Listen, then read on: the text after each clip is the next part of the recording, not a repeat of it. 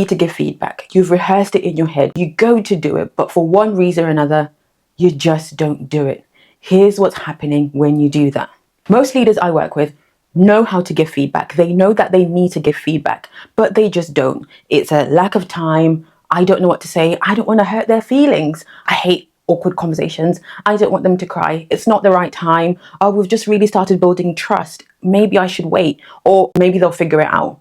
Whatever excuse that you've had for not giving feedback, it's costing you more than you know. In today's episode, we're going to be looking at feedback you're avoiding, the cost it has on yourself and your team, and how to actually give good feedback. This is the first episode of a series I'm doing called The Knowledge Impact Gap in Leadership. We know what we need to do, but sometimes we don't do it, and we're going to close the gap between what we know to do and why we don't do it. So why do capable leaders like yourself or capable leaders like your team avoid giving feedback? It's because of what they tell themselves. Maybe their team are in a good place and actually everything seems to be working quite well, and giving feedback may decrease morale, may reduce the psychological safety, may ruffle feathers and change team dynamics. So it can feel easier to just not give the feedback. And actually many teams have gone through feedback experiences. Maybe when feedback was too blunt, it was given in the open and it had a disastrous impact on the team morale, the team dynamics, and you've seen it one way. So you've kind of gone the extreme way where you've just gone too nice and actually nobody's giving feedback, and that's become part of the culture in the organization. And that's not a good one, because when you don't give feedback, people don't grow. And you tell yourself that you're being kind, but being kind is telling somebody the truth in order to help them grow. So what does a lack of feedback actually cost you? It costs the people in your team the opportunity to grow and develop. They're stagnant, and they're not growing. Secondly, the rest of the team start to notice you're not giving feedback to this person, and other people in your team will start to notice. And now they're looking at you as the manager, wondering you're not able to address that people issue or address that behavior.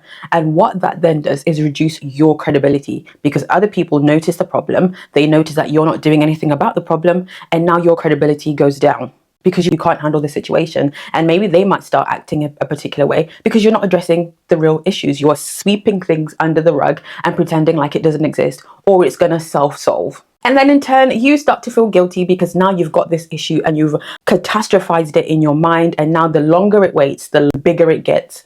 And now it just feels like it's something that's really big that you can't deal with or address. But the most important thing is, you think you're protecting somebody by not giving them feedback, but what you're actually doing is you're costing them their growth. You think you're being nice and you're being kind, but being nice sometimes is telling somebody the truth and allowing them to grow. If this describes you, I want you to reframe. I want you to think about feedback differently.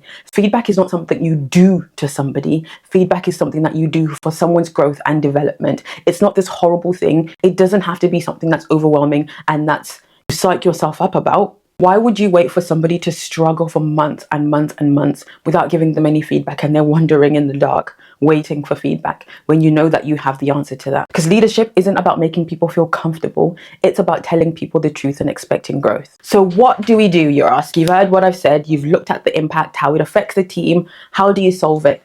I've got a simple framework that will help you, very easy to use. I've used this with clients and it works every time. And people always say just how easy it is to have a framework. And that is the COIN method, COIN, COIN. The C stands for context, O is for observation, I for impact, and N is for next steps.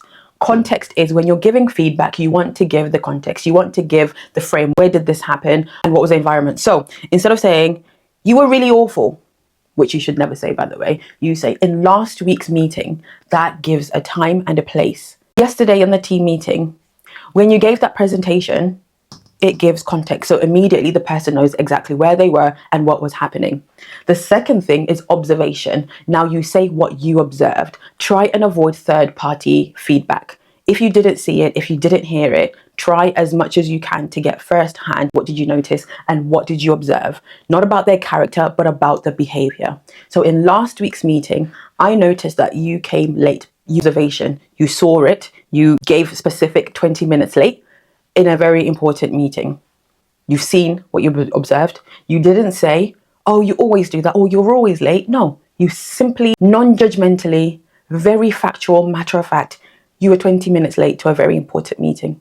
And then you move to the impact. So what impact did that have on the team, on the organization? So because you were 20 minutes late, someone had to step in and do your presentation, which they weren't prepared for. And that cost us a major client. Now they see what the impact of their actions, because last week in the meeting, they were 20 minutes late, their colleague had to step in, which they weren't prepared for. And as a result, you didn't secure a very important client.